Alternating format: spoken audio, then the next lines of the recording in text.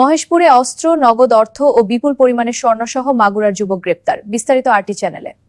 মহেশপুরে গোপন সংবাদের ভিত্তিতে অভিযান চালিয়ে অস্ত্র, নগদ অর্থ ও বিপুল পরিমাণ স্বর্ণসহ এক যুবককে আটক করেছে আইনশৃঙ্খলা বাহিনী। অভিযানে নেতৃত্ব দেন লেফটেন্যান্ট কর্নেল মোহাম্মদ কামরুল হাসান। আটক যুবকের নাম মোহাম্মদ তামিম মিয়া, বয়স ২৬। তিনি মাগুরা জেলার মোহাম্মদপুর উপজেলার পলাশবাড়িয়া এলাকার মৃত জয়নাল মোল্লার ছেলে। অভিযানকালে তামিম মিয়ার কাছ থেকে একটি বিদেশি পিস্তল, ২টি ম্যাগাজিন ও ২টি গুলি উদ্ধার করা হয়। এছাড়া একটি সাদা রঙের প্রাইভেট কার, একটি পাসপোর্ট এবং নগদ ৫৬,৬০০০ টাকা জব্দ করা হয়েছে। আইনশৃঙ্খলা বাহিনী জানায়, অভিযানে ২টি স্বর্ণের বার ও বিভিন্ন স্বর্ণের মুদ্রাসহ মোট ৪৭ ভরি ৮ আনা ৬ রতি স্বর্ণ উদ্ধার করা হয়। উদ্ধারকৃত স্বর্ণের আনুমানিক বাজার মূল্য ১,১৩,২৬,৬১২ টাকা।